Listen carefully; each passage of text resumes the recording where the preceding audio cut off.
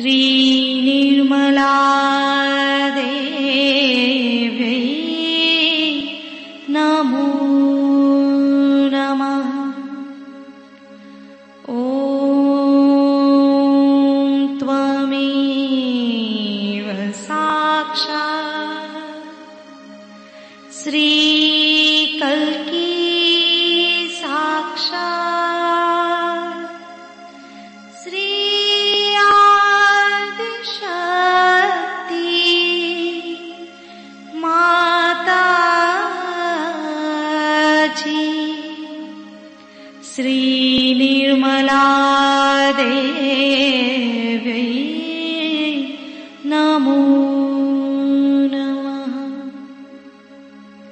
ॐ त्वमेव साक्षात्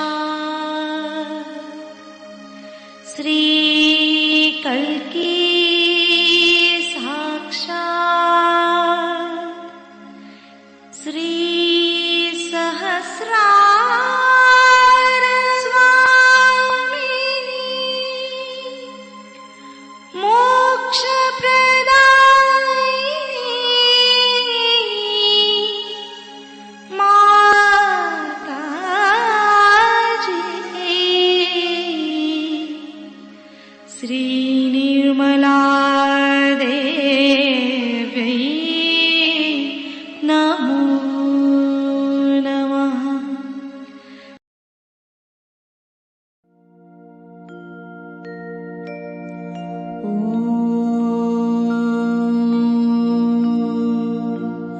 तमेव साक्षात्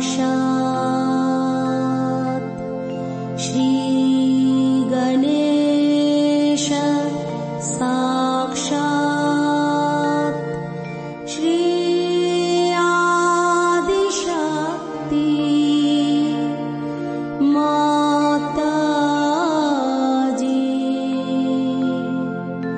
श्री निर्मला देवी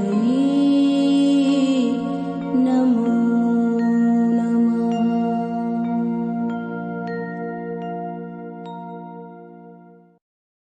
जय श्री माता जी। दोनों हाथ माँ के सामने हृदय में श्री माता जी को नमन करेंगे। पूरा चित्त बीचों बीच हृदय में परम पूजनीय श्री माता जी, कृपा करके हम सभी के हृदय में आइए। श्री माता जी, हम सबको क्षमा कर दीजिए, हम सभी अज्ञानी हैं।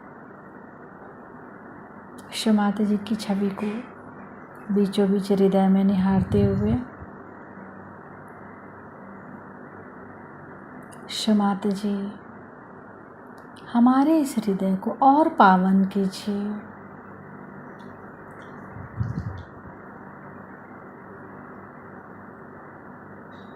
श्री माता जी, आप ही तो श्री जगदम्बा भी हैं।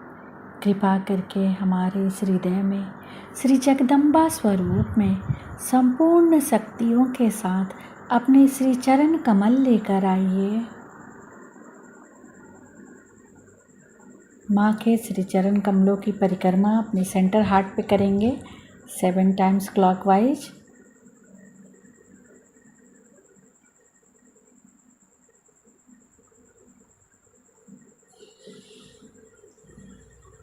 श्री माता जी, हमारे इस हृदय में अपने श्री चरणों की पूजा होने दीजिए।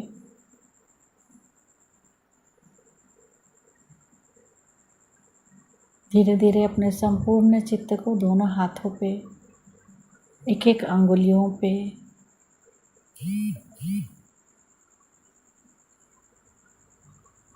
श्री माता जी, हमारे समर्पण को स्वीकार कीजिए।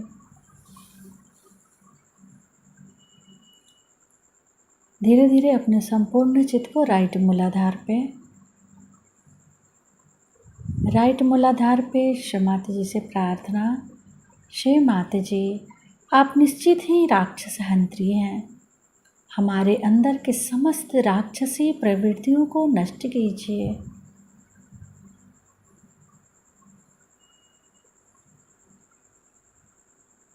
माता जी, आप भी राक्षस अग्नि भी हैं। हमारे दाहिने मूलाधार के समस्त विकारों को नष्ट कीजिए। अपने संपूर्ण चित्त को राइट मूलाधार पे ही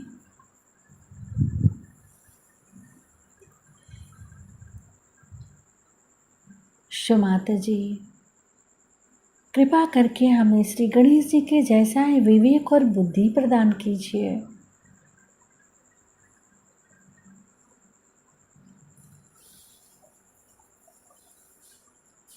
श्री कार्तिकेय मंत्र, ओम त्वमेव साक्षात् श्री महाकार्तिकेय साक्षात् श्री आदि शक्ति माता जी श्री निर्मला देव्यै नमो नमः।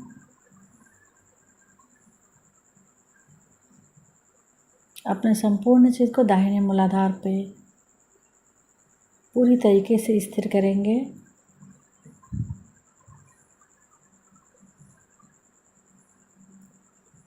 श्री माता जी, हमारे दाहिने मूलाधार में जो श्री गणेश जी का आपके प्रति पूर्ण समर्पण है, कृपा करके हमारे अंदर भी पूर्ण समर्पण दीजिए।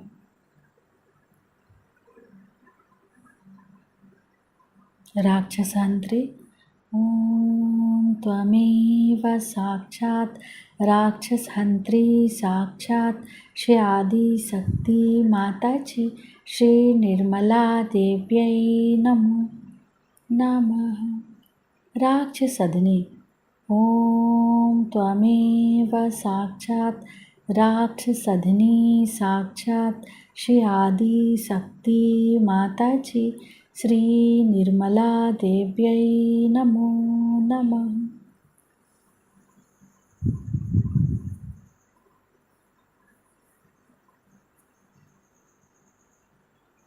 धीरे धीरे अपने संपूर्ण चित्त को दाहिने मूलाधार से उठाते हुए लेफ्ट स्वादिष्ठान,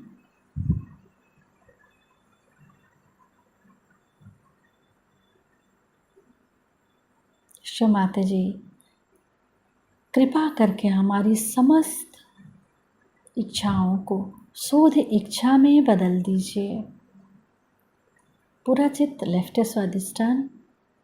माता जी, कृपा करके हमारी समस्त इच्छाओं को शुद्ध इच्छा में बदल दीजिए।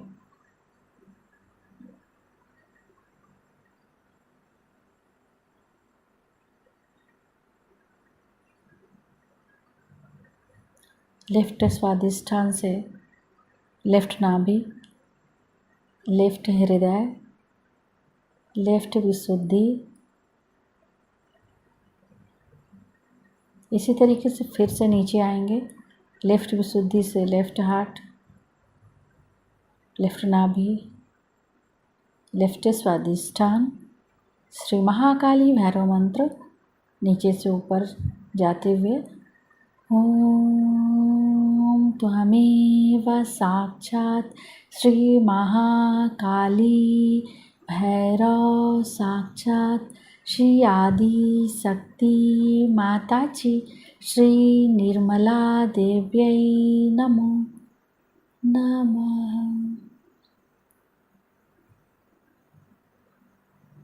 धीरे धीरे अपने संपूर्ण चित्त को सिर के तालु भाग पर माँ की अमृत वाणी सुनेंगे। हम लोग सब कार्यों में आए हैं, कुछ लोग पहले से आए हैं बहुत सालों से और कोई लोग नए आए हैं। धीरे धीरे अब योग में संख्या बढ़ने वाली है, इसमें कोई शक नहीं। और सत्य जो है वो धीरे धीरे ही प्रस्थापित होता है।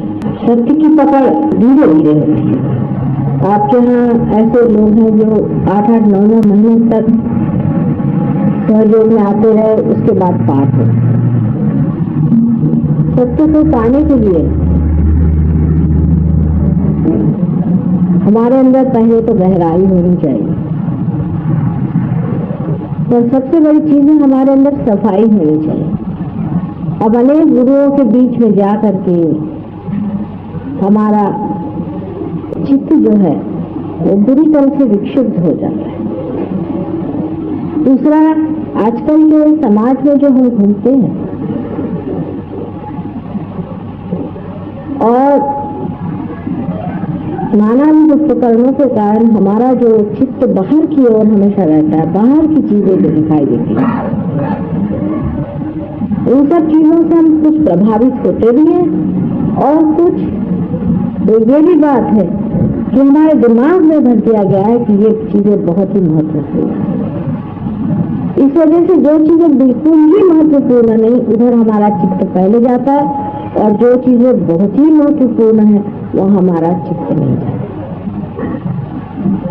इसलिए हम ऐसी चीजों को इकट्ठा कर लेते हैं जो बिल्कुल बेकार है, जिसको कि अंग्रेजी में जंग कहते हैं, मराठी में अडगड़ कहते हैं। इस तरह का हमारा चित्त जो है वो बेकार की चीजों से बोझिल हो जाता है, उसका बोझा चित्त उठा नहीं पाते, थक जाते हैं। जब हम आपस में भी बातचीत करते हैं ऐसे समाज में, तो लोग एक दूसरे से ज्यादा देर तक बात नहीं करते, क्योंकि उनका चित्त इतना बोझिल होता है कि वो थक जाते हैं।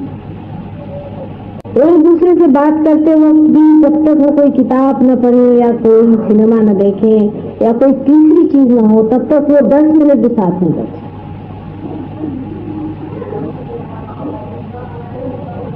इस चित्त को जितना आप शुद्ध रखेंगे उतना ही आपको आनंद आएगा। आप चित्त की शुद्धता रखते वक्त ये याद रखना है कि इसी चित्त से ही हमें परमात्मा को जानना है। एक बार परमात्मा को जानने के बाद बाकी जो कुछ जानना है बहुत सरल हो जाता है, क्योंकि आप किसी भी चीज को जब सूत्र से पकड़ते हैं तो वो बहुत दूर तक और सूक्ष्म आप पकड़ते हैं। इसलिए हमेशा अपने चित्त की ओर ध्यान रखें कि अपना चित्त कहाँ जाता है। जितना चित्त समाहित हो जाए, समर्पित हो जाए, उतना ही वो चित्त शुद्ध होते जाता है। ये समझ लीजिए कि जितना आप गंगा में डूब जाएं, उतना ही आप पवित्र होते हैं। अब इस पर बहुत बड़ी चर्चा ये हो जाती है कि माँ किस तरह से हम समर्पण करें अपने। इसके एक तरीका आप लोगों ने अभी देखा है, जो हम लोगों ने आजमाया है। जैसे कि आप अभी देख चुके हैं कि एक स्त्री है जिसने अपने को से गायत्री में अपने को समर्पित कर दिया, या श्री राम को मानती है। अपने देश में विशेष करके ऐसा रिवाज है कि हम कोई न कोई कुल दैवत रखते हैं या कुल स्वामिनी होती है, उसको हम पूरी तरह से मानते हैं और अपनी जितनी भी चित्त प्रवृत्ति है उसमें स्थित कर देते हैं।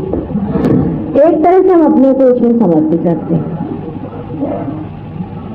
लेकिन उस समर्पण में हम कुछ पा नहीं थे, उसको पा नहीं पाते।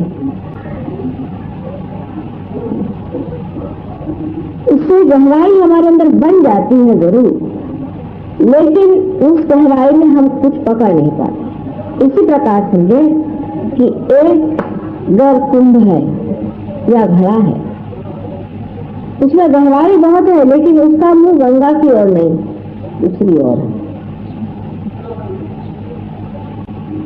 लेकिन गहराई बनती जा रही है, लेकिन उस ओर से गंगा उसके अंदर बहने वाली नहीं। वो जो गहराई जिसके कारण बनी है, उसको अगर गंगा की ओर मोड़ दीजिए तो उसमें गंगा फौरन भरा। अपने देश में इसका बड़ा भारी लाभ होता है। इसीलिए आपने देखा कि जिसने भी समझ लीजिए श्री राम को माना या किसी भी ऐसे दैवी अवतार को माना है और उसने अपने को समर्पित कर लिया है। वो अगर इतना ही सवाल पूछ ले कि क्या माता जी आप वो शक्ति हैं, तो फौरन उसके अंदर गंगा बहना शुरू हो जाएगा। कितना आसान तरीका सहयोग का है बताइए। इससे दो लाभ हैं। एक तो ये है कि आज तक की जितनी आपकी तपस्या है वो व्यर्थ नहीं गई, और दूसरा लाभ ये भी हुआ है कि आपने हमें भी पहचान लिया अनाया। जब पहले बहुत से अवतार संसार में आए थे तो उनके साथ जितने उपद्रव हुए हैं वो आप जानते हैं, और किस तरह लोगों ने उनको सताया ये भी आप जानते हैं।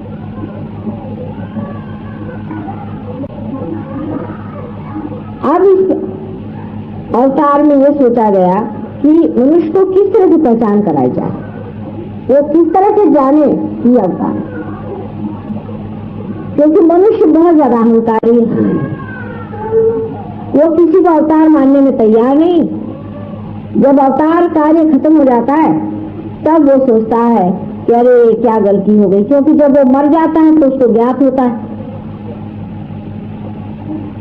तब वो रोता है कि अरे मैंने ये क्या कर दिया।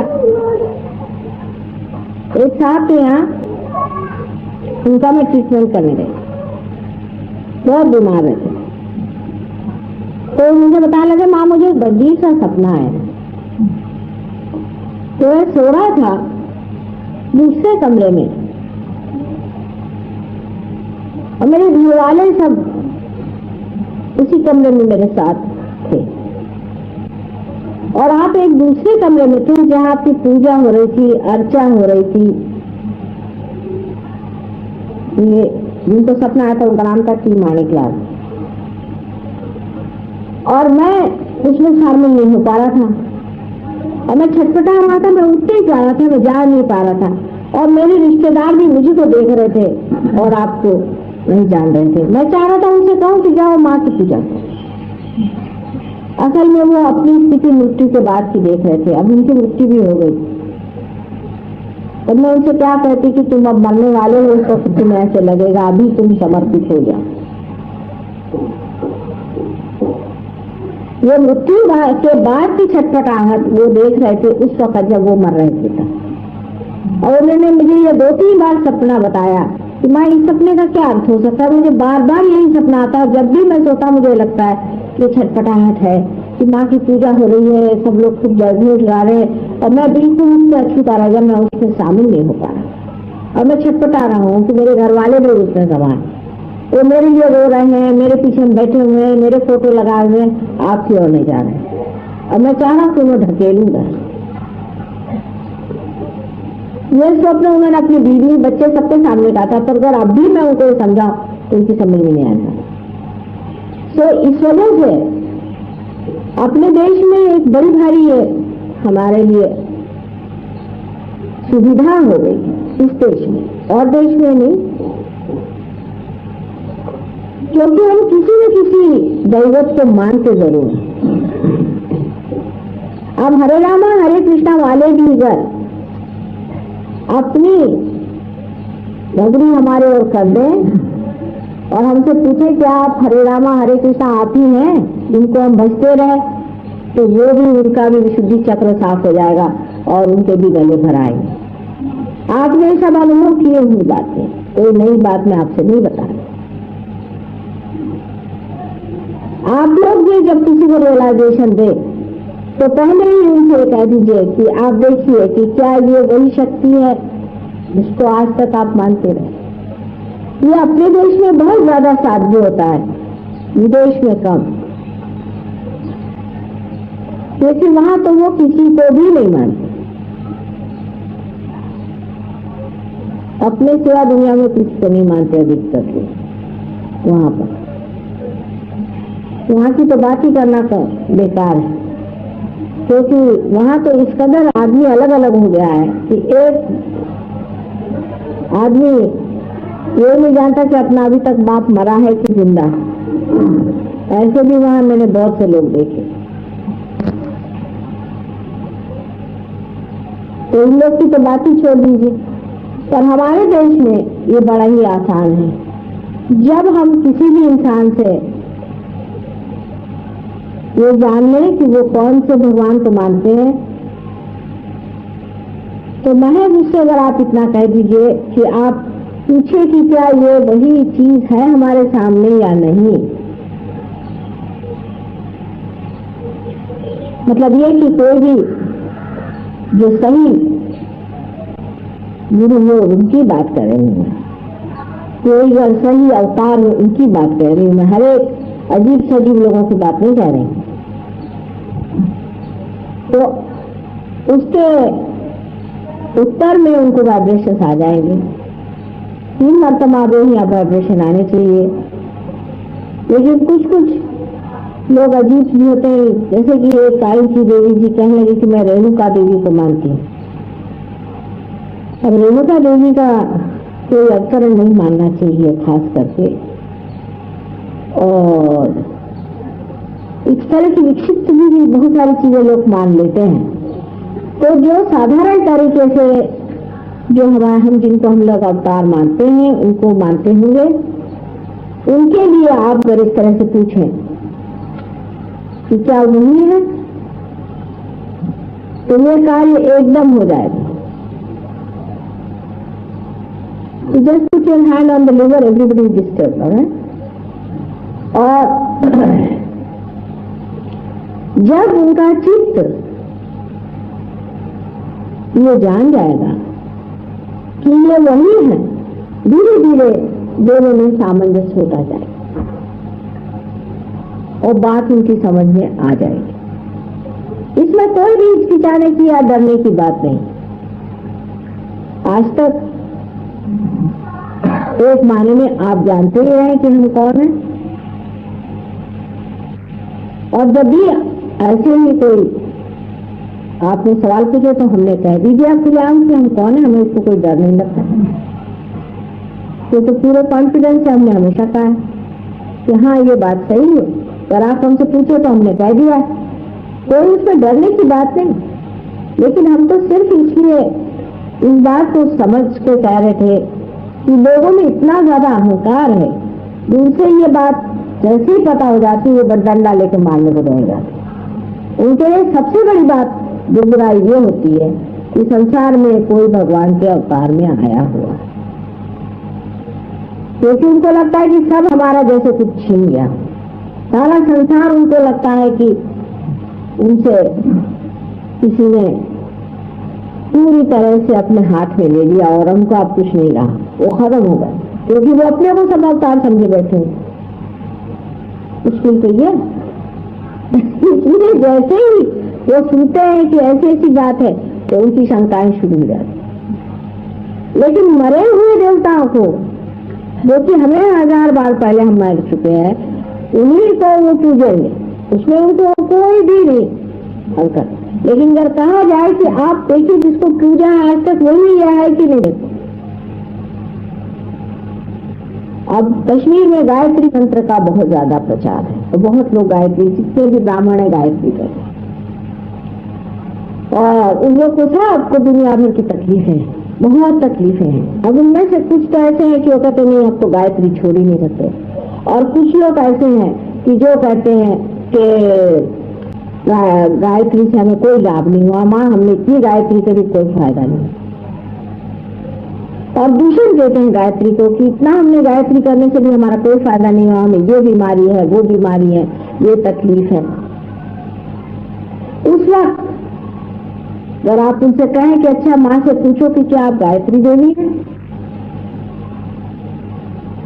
तो 5 मिनट के अंदर वो पार हो जाते हैं और बिल्कुल सारी मशीन फिट चलने लग जाती है, खटखट खटखट खटखट। पहले ये सोचे कि कोई प्लग आपने गलत लगा दिया है तो मशीन नहीं चलती, वही प्लग ठीक लग गया मशीन खटखट चलने लग गई। इस तरह से आपको लोगों को समझाना पड़ता है।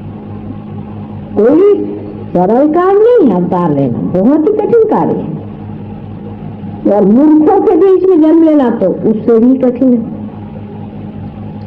क्योंकि आपने कोई भी सूझबूझ की बात कही तो मनुष्य का एक और तरीका है कि उसको ब्रांड मार दो कोई भी।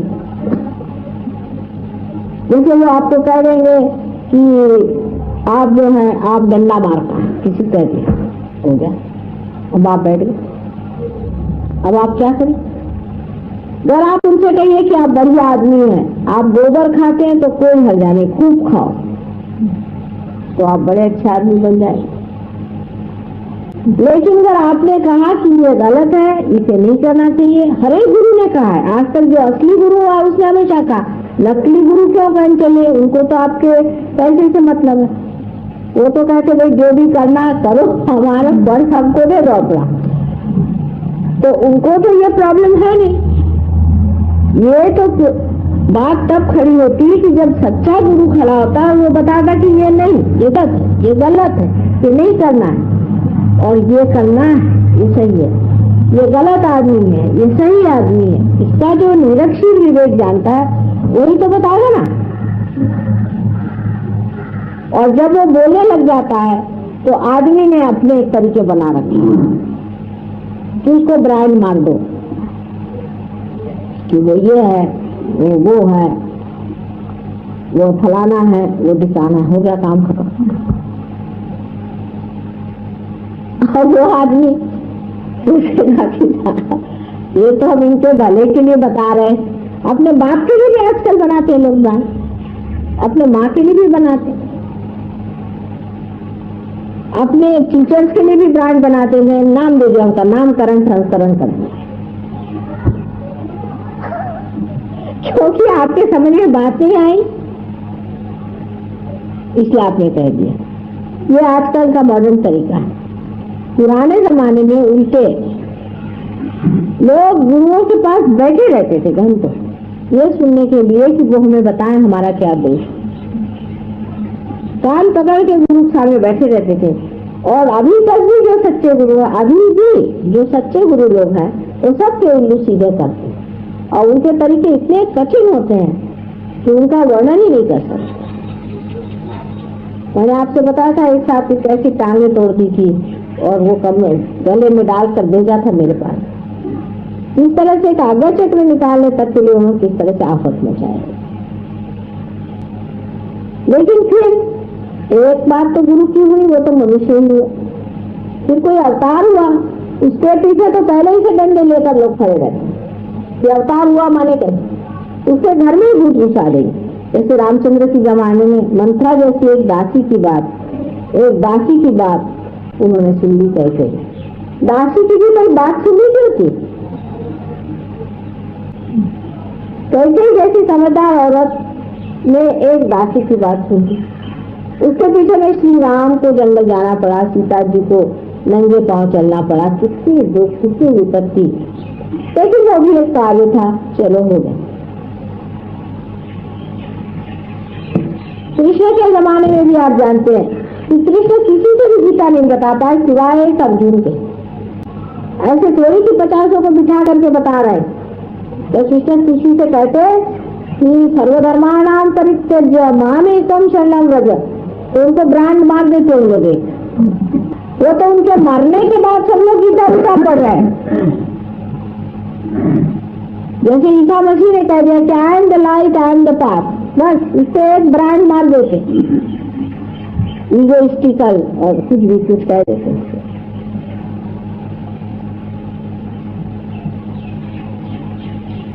तो अवतार कार्य बहुत ही कठिन कार्य है, इससे कठिन कार्य और कुछ नहीं हो सकता। एक तो आप भगवान हैं, समझ लीजिए।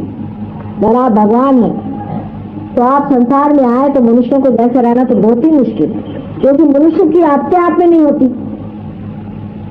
मनुष्य को समझना तो उससे भी महा कठिन है, बहुत ही कठिन है। समझ लीजिए आप इंसान हैं, अब आप कुत्ते को कैसे समझें बताइए? आसान है क्या? मैं आपसे पूछती हूँ, बहुत मुश्किल काम है।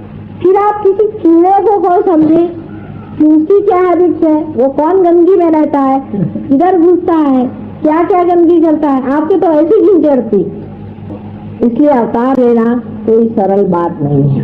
और कोई मनुष्य जो कहता है कि मैं अवतार ले रहा हूँ, उसको बड़ी कठिनाई उठानी पड़ती। पर झूठ मूठ का कहना कि मैं अवतार हूँ, ये तो बहुत ही आसान तरीका है। इसे तो कोई और आसान तरीका है ही नहीं, क्योंकि जिस आदमी को असली बिजनेस करना पड़ता है उसको पता चलता है कि कितना मुश्किल है बिजनेस चलाना। पर किसी को ऐसे फेक बिजनेस करना हो, समझ लीजिए यार उन्होंने कह दिया मेरा एक बड़ा भारी बिजनेस है, मुझे इतना रुपया चाहिए, उसके लिए गवर्नमेंट को बेवकूफ़ बनाया, प्राइम मिनिस्टर को बेवकूफ़ बनाया, उनसे रुपया लिया, उनसे दूसरे से रुपया लिया, रुपया लगा दिया। कहाँ लगाया किसी ने पूछा नहीं, पैसा नहीं, भाग गया अमेरिका। बहुत आसान चीज है, बेवकूफ बनाना तो बहुत ही आसान है, पर असल में बिजनेस चलाना कितना कठिन है। नकल में भगवान बना तो बहुत ही अच्छी चीज है और बहुत ही सरल चीज है। अच्छी माने सरल। क्या आप बन गए भगवान? साहब हम भगवान है, चलो फिर क्या, हमको चांदी की थाली चाहिए खाने को, नहाने के लिए सोने की बाल्टी चाहिए, बैठने के लिए हमें संगमरमर चाहिए, रहने के लिए हमको महल चाहिए, चलने के लिए हमको मर्सिडीज चाहिए। ठीक है, आपको सब सप्लाई करना पड़ेगा क्योंकि वो है भगवान। और जो असल भगवान होगा वो तो ये सोचेगा कि मैं इनका जैसा बन जाऊं, सर्वसामान्य बन जाऊं, और वो दिन भूल जाऊं कि जब वाकई में मैं लोग ऐसा था, और जब मैं हर तरह के ऐशो आराम में हूँ, अंदर से भी आनंद में हूँ, बाहर से भी आनंद में हूँ, वो सब चीज मैं भूल जाऊं और यहाँ आकर के और मेहनत करूं, देहातों में घूमूं, धूल खाऊं, लोगों की सेवा करूं, उनको उठाऊं, उनके बखेड़े उठाऊं, उनके अंदर जागृति करूं। कृष्ण के लिए कितना कठिन था, आप देख सकते हैं कि मथुरा से बेचारे वृंदावन आए, कैसी हालत में आए, वहाँ किस तरह से एक ग्वाल बाल के जैसे रहे, कितनी विपदाएं उठाई, तो मारने के लिए राक्षस आते थे, उन्होंने अपनी संहार शक्ति कैसे इस्तेमाल करी, किस तरह से उनको नाग जो था, देह में नाग रहता था कालिया, उसको किस तरह से उन्होंने मर्दन किया, ये सब आप लोग जानते हैं उनका जीवन। राम का भी जीवन आप जानते हैं, ईसा मसीह का जीवन आप जानते हैं, मोहम्मद साहब का जीवन आप जानते हैं, जोरास्टर का जीवन आप जानते हैं। कितनी उन लोगों को आफतें उठानी पड़ी और जीवन में कितने मुश्किल से उन्हें जीना पड़ा, कैसे कैसे लोगों ने उनके साथ आफतें ढाई, उनको किस तरह से परेशान किया। फर्क क्या है दोनों? सबसे बड़ा फर्क यह है कि एक इंसान जो कि झूठा है वो आराम उठाता है, सबको उल्लू बनाता है, अपनी जेबें भरता, और कोई मजाल नहीं, कोई उसके खिलाफ कुछ कहे। और जो सच्चा होता है वो हमेशा सताया जाता है, तकलीफ दी जाती है, वो खुद भी बहुत अपने जीवन को रगड़ता है चंदन के जैसे, और तो भी उसके अंग अंग से अत्यंत सुगंध आती है। झूठा आदमी जो होता है वो कहता है कि मैं तुम्हें ये दे दूंगा, ये तुम्हारा हो जाएगा भला, अगर कोई जाए तो कहेगा कि तुम्हारा कर्म है, तो मैं क्या करूं। और आदमी इसको बड़ा संतोष में रहता है कि ये तो हमारे कर्म ही नहीं थे, तो क्या करेंगे हमारे गुरु। सिर्फ एक चीज हमने नहीं की कि जरा रुपया कम दिया, कुछ श्रद्धा और हो जाए तो हो सकता है बन जाएगा काम। तो फिर श्रद्धा के रुपये न कुछ न कुछ उनके पास पहुंच जाता है मामला। झूठ चलता ही रहेगा, झूठ चलता ही रहेगा इस तरह, जब तक वो आदमी बिल्कुल बेवकूफ होकर के एकदम बर्बाद नहीं हो जाए, तब तक वो झूठ में चलता रहे। और सच की मेहनत गहरी होती है, रुपया पैसों से खत्म नहीं होने वाला। रुपया पैसा तो कोई चीज होती ही नहीं सच के सामने। सच में आपके हृदय की बात है, उसकी मेहनत असली होती है, उसके लिए मनुष्य तैयार नहीं। ये तो बहुत ही आसान है, जैसे बाजार में जाते हैं वैसे आप खरीद लो 1 2 4 और, इसमें कौन सी कठिनाई है।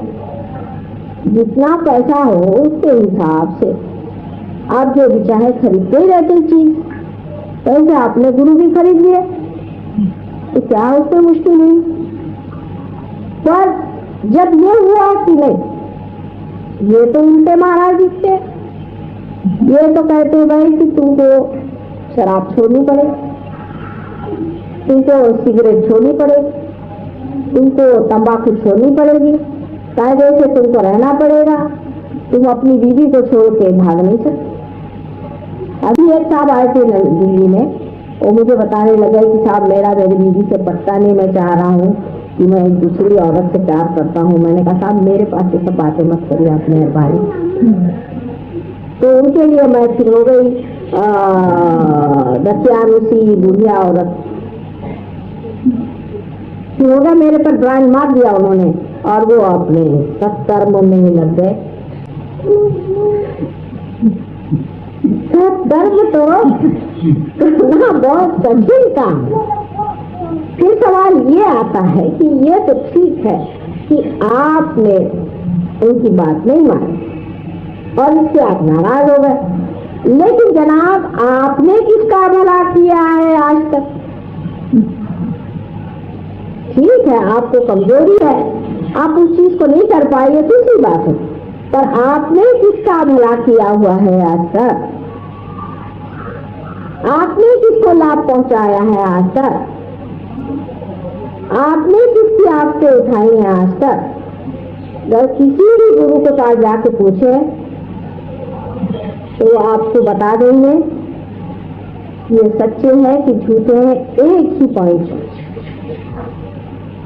कि वो आपकी चिंता करते हैं कि आपके पर की चिंता करते हैं, आपकी चिंता करते हैं कि आपकी और जो कुछ भी चीजें हैं उनकी और उनकी नजर। इसी से आदमी सच और झूठ को पहचान।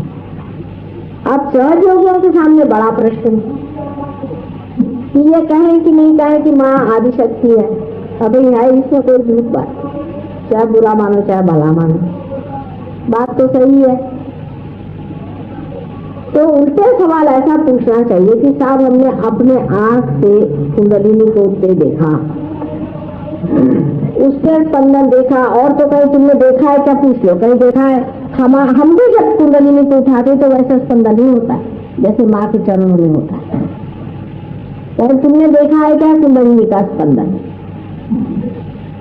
हमने देखा अपनी आंख से, हजारों का देखा।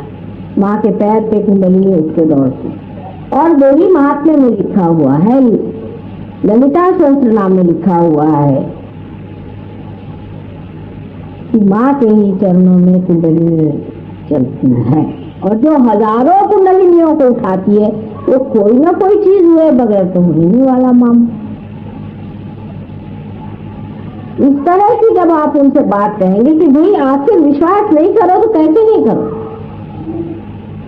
अब तो साहब सुधाजी लोगों का किस्सा बताते हैं। एक साहब गए कहीं तो उन्होंने सूरज देखा, तो पूछा भाई ये सूरज है कि चांद है? तो झगड़ा शुरू हुआ, तो भाई पता नहीं सूरज है कि चांद है, समझ में नहीं आता। तो दूसरे आए, उनसे पूछा भाई ये सूरज है कि चांद है, बताओ, हम दोनों में झगड़ा हो रहा है। तो कहा भाई देखो मैं परदेसी हूँ, मुझे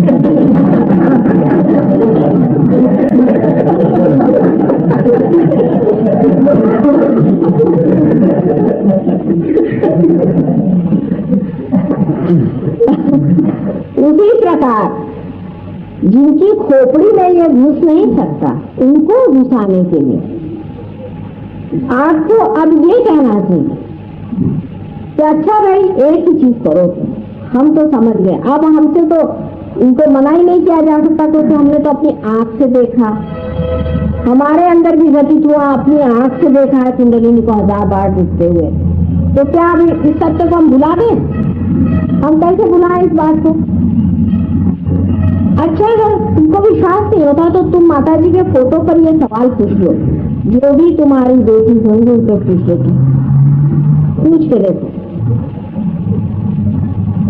कि है क्या माता जी आदिशक्ति। चलो पूछ के तो देखो। और ये व्यवस्था मैंने कर रखी है कि फोटो पे जवाब आएगा। देखिए क्या कमाल कर रखा।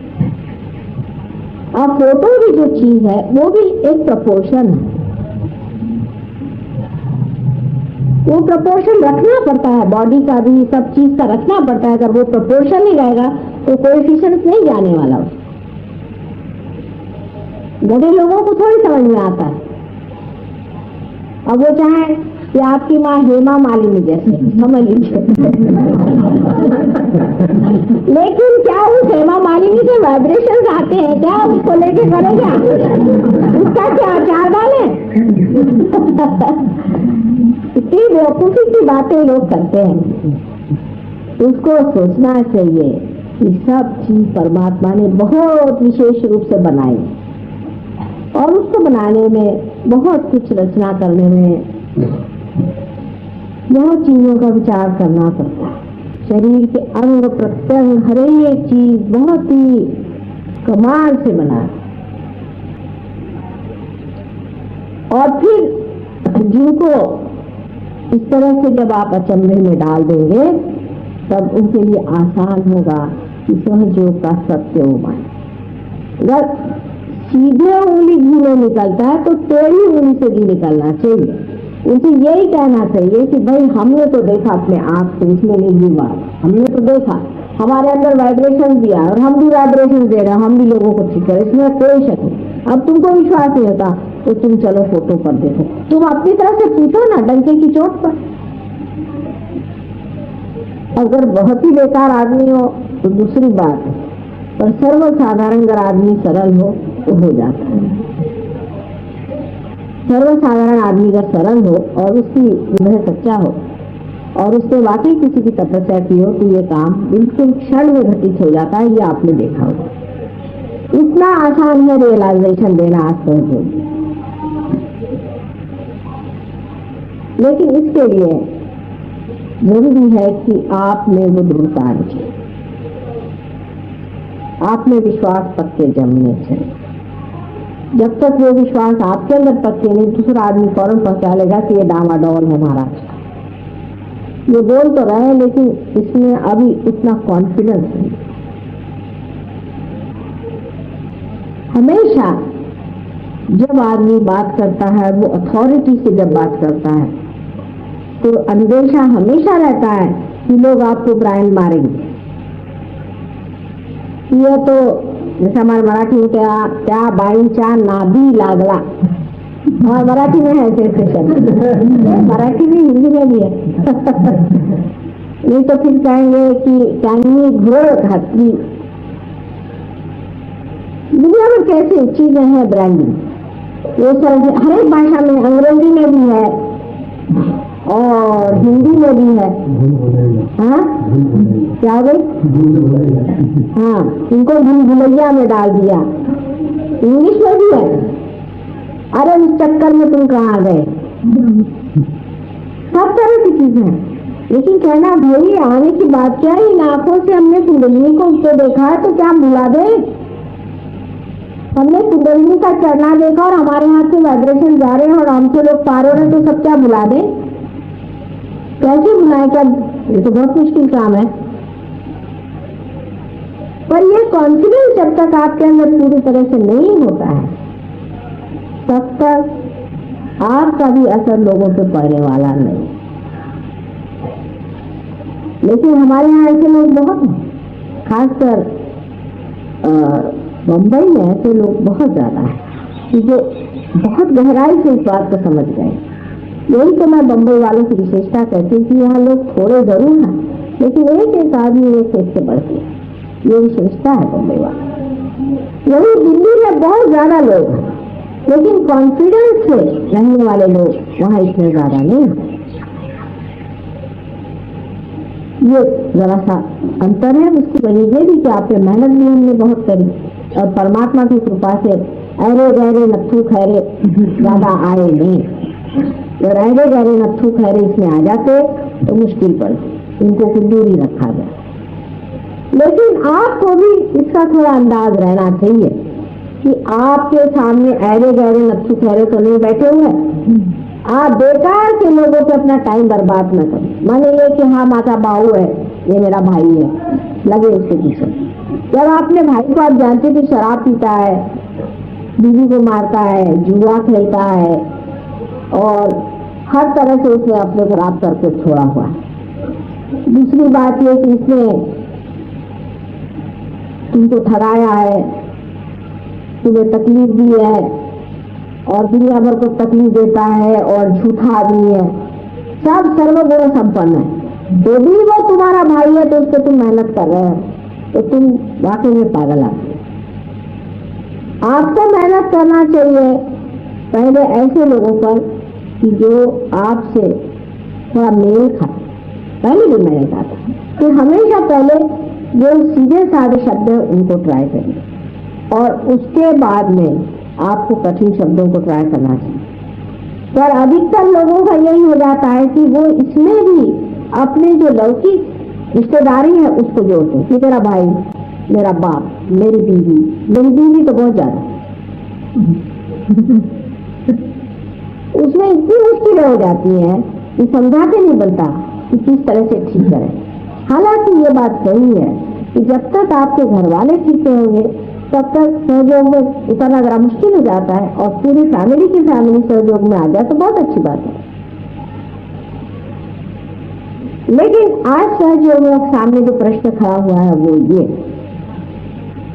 उसको भी समझ लेना चाहिए कि आज तुम्हारे सामने कौन से प्रश्न। आपके सामने सबसे बड़ा पहला तो प्रश्न है कि आप जमे हैं या नहीं। पहले जमना चाहिए, बगैर जमे सहयोग नहीं चलता। पूरी तरह से सहयोग में पहले जम जाओ। सहयोग में जमने के बाद दूसरी चीज आपको ये करनी चाहिए कि आपको देखना चाहिए हम कितनों को और को जमा सकते हैं। ये विचार हमेशा आपका दीप पहले जलाया गया, वो दीप पूरी तरह से ठीक हो जाए, फिर हो जाए, उसको ठीक कर दें। अब इस दीप से आपको कितने दीप जलाने के हैं, फिर उससे आप पता लगाते मन में सोचे कि साहब ये आदमी ठीक रहेगा, वो वहां था वो ठीक रहेगा। 5-25 पकड़ बुलाऊं, एक ही डोर बंधा। उसमें आप जानते हैं कि खूबी से काम लेना पड़ता है। जब आप पहले जाते कह दीजिए कि वहां जाकर के जय माता जी की जय हो गए, वो दरवाजा बंद करके बाहर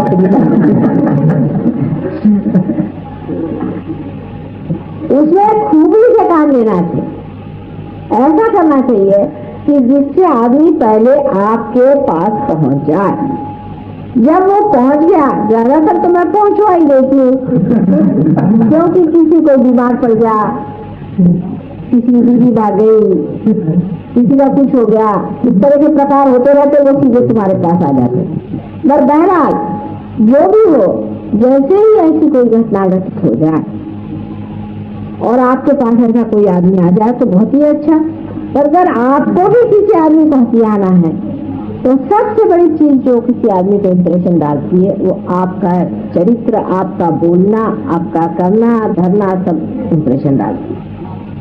हाँ, अगर कोई बड़ा ही गया बीता हो तो वो तो उनकी चीजें देखेगा। आप अगर कुंकू लगा के गएंगे तो कहेंगे कुंकू लगा के आया, नहीं लगा के गए तो कहेंगे लगा के नहीं आया। ऐसे लोगों की बात मैं नहीं करेंगे जो कि बिल्कुल बेकार है और ये लोग कभी पार होने भी नहीं वाले। बहुत मुश्किल है इन लोगों का पार कराना। वो चाहे कोई भी हो, चाहे वो अपने को बहुत बड़े आदमी समझे, छोटे आदमी समझे, ये लोग पार होने ही नहीं वाले। तो उनसे तो झगड़ा लेने की कोई बात नहीं। पर जो सर्वसाधारण आप सोचते हैं कि जो आदमी इसमें आ सकता है, उससे जब आपको पेश आना है, उससे जब बातचीत करनी है, उससे कोई भी संबंध करना है, तो उस वक्त आप बड़े खूबी से उसको पकड़ें। पहली सबसे बड़ी चीज है कि आपका इंप्रेशन उस पर कैसा है। इस पर भी निर्भर रहेगा कि वो आदमी किस लेवल का है। जो आदमी किसी लेवल का होगा वो आपको देखते ही फरक जाए ये आदमी कोई ऊंची किस्म की चीज है। लेकिन अगर वो उस लेवल का नहीं होगा तो आपको पहचान पाएगा। वो तो आपका शर्ट देखेगा, पैंट देखेगा, कोट देखेगा, ये देखेगा, वो देखेगा। पर अगर वो जरा भी लेवल का होगा, मैं मेहतानी की बात बताऊं, हमारे नागपुर के एक साहब थे, वो उनके घर में सब वो राधा स्वामी के शिष्य हैं, वो अकेला उनसे सबसे लड़ते रहता। कहता था कि तुम लोगों में तो कोई अंतर ही नहीं आया, तुम क्या कर रहे हो इस गुरु को लेकर। ना उस आदमी में कोई विशेषता में पाता। लेकिन जब उन्होंने मेहतानी को मिले तो वो कहने लगे कि उनको देख के मैं समझ गया कि एक तो ये आदमी भी कुछ अलग है और दूसरी ये बोलते भी बड़े कॉन्फिडेंस से, तो इन्होंने कुछ पाया जरूर है। बगैर पाए आदमी ये पाए हुए आदमी। तो मैंने फौरन अपने घर वालों से कहा कि नहीं भाई, तुम लोग सब बकते हो, इनके जो गुरु असली को कि मैंने पाया हो। अगर आप लोगों ने पाया हुआ है तो आपके बिहेवियर से, आपके बातचीत से, आपके उठने बैठने के ढंग से, हर एक चीज को लगना चाहिए, आपके कॉन्फिडेंस की वजह से भी लगना चाहिए कि इन्होंने पाया। अगर उनको लगने लग जाए कि आपने पाया हुआ है तो धीरे धीरे लोग भी इस बात को पूछेंगे कि आपने कैसे पाया, कहाँ से पाया, किस तरह से आप इतने शांत रहते हैं, किस तरह से आपका स्वभाव इतना मीठा हो गया। और ये जब तक आपके अंदर ट्रांसफॉर्मेशन नहीं आ जाता, जब तक आपके अंदर ये मिठास और ये आपके अंदर बड़प्पन और ये सौंदर्य आपके अंदर नहीं चमकता है, तब तक आप किसी को इम्प्रेस नहीं करता। अर्थात मैं उन लोगों की बात नहीं कर रही हूँ जो छिछले हैं या जो सुपरफिशियल लोग, पर साधारण सर्वसाधारण लोग इस चीज को पहचान लेते हैं कि ये आदमी में ईश्वरीय तत्व है। तो सबसे पहले आपको जमना पड़ेगा, फिर ऐसे लोगों को पकड़ना पड़ेगा। उनकी पहचान ये है कि वो आपके तौर और तरीके से प्रभावित हो जाए। अब जैसे बहुत से गुरु लोग हाथ में चिमटा लेकर बैठते हैं, अधिकतर जो असल वाले होते हैं, वो आया उसको 4 चिमटे मारते थे, तो भी वो चिपका रहा, उसको जा बैठ उसको बिठा दे। अब वो दशा तो है नहीं, आप और गुरु है तो आपको तो अब लोगों को फंसाना है। जैसे क्राइस्ट ने कहा था कि आओ मैं तुमको सिखाऊंगा किस तरह से इंसान को पकड़ा जाए और तुम मछली पकड़ना छोड़ो। उसी प्रकार अब आप लोग सीखिए कि किस तरह से इंसान को पकड़ना चाहिए और इस भवसागर से बचाना चाहिए। यही हमारे सामने सबसे बड़ा आज प्रश्न है। ये सबसे बड़ा प्रश्न सहयोगियों के सामने है कि किस प्रकार आपको और लोगों को बचाना चाहिए, और वो हर हालत से होना ही पड़े, जितना भी हो सकता है उसके लिए जो जो मेहनत करनी पड़े, जो जो आपसे उठानी पड़े, वो हमको करनी पड़ेगी और हम लोगों को बचाना पड़ेगा और बहुत से लोगों को हमको सहयोग में उतारना पड़ेगा। यही आज हमारे सामने प्रश्न है और इसी को करना चाहिए। ये नहीं कि हमारे भाई की नौकरी नहीं लगती, हमारा फलाना काम नहीं होता, ये सब नहीं है। आज सबसे बड़ा काम यह है कि आप किनारे पे खड़े हैं और उन लोगों की ओर देखिए जो डूब रहे हैं और उनको बचाने की कोशिश करें। ये सबसे बड़ा प्रश्न हमारे सामने है। अगर इस प्रश्न को हम हल नहीं कर सकते तो हमारा पाना भी बेकार हो गया और सभी बेकार हो गया। आज आप यहाँ पर बोली में प्रतिज्ञा करें अपने अंदर मन में और ये कहें कि हमारा लक्ष्य एक एक आदमी को कम से कम 1,000 आदमियों को बचाना है। कम से कम पूरी मेहनत करके कितने लोगों को आप बचा सकते हैं, उसके लिए कभी कभी आपको बहुत झुकना भी पड़ेगा, बहुत सी परेशानी भी उठानी पड़ेगी, बहुत सी तकलीफ भी उठानी पड़ेगी, लेकिन सब चीज को आप अपने सामने रखे संयत भाव से, बहुत सूझबूझ से और लोगों को बचाने का प्रयत्न करना है। इसमें चिड़चिड़ाना, गुस्सा होना, नाराज होना, अपने पर भी झुंझलाना, दूसरों पर झुंझलाना, कोई भी चीज में ऐसा सोच लेना हमने बहुत कर लिया, या ऐसा सोचना कि हम कुछ नहीं कर पाते, दोनों चीजें, या दूसरों को रोक झाड़ना, उनको डांटना, फटकारना, या दूसरों से डरना, ये सब चीजें छोड़ करके बड़े संयत भाव से और कॉन्फिडेंस के साथ आपको ये कार्य करना कि किस तरह हम ज्यादा से ज्यादा लोगों को बचा सकते। अब जैसे एक राउंड में हम गए, वहाँ ये कहा कि माता जी के पैर पे मत आओ, क्योंकि मेरे पैर एकदम सूज करके एकदम हो गए थे। तो कहा कि माता जी पैर पे नहीं आने का, क्या सबको बुरा लग गया। चलो मैंने कहा भैया आओ, क्या फिर और सूझ जाएंगे, उतार लेंगे, क्योंकि उस बात पर लोगों को नाराज करके कैसे हो।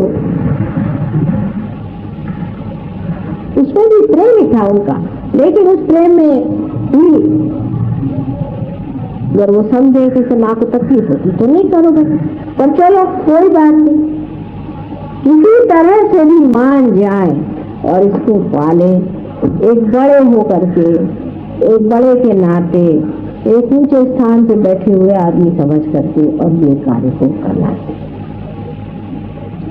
ये बड़ी समझदारी की, सूझबूझ की और प्रगल्भता की बात है। ये प्रगल्भता, ये मैच्योरिटी आपके अंदर, सबके अंदर आए और आप परमात्मा के प्रकाश से प्लावित हो और सबको अपना प्रकाश दें। ये ऐसा मैं आपको आशीर्वाद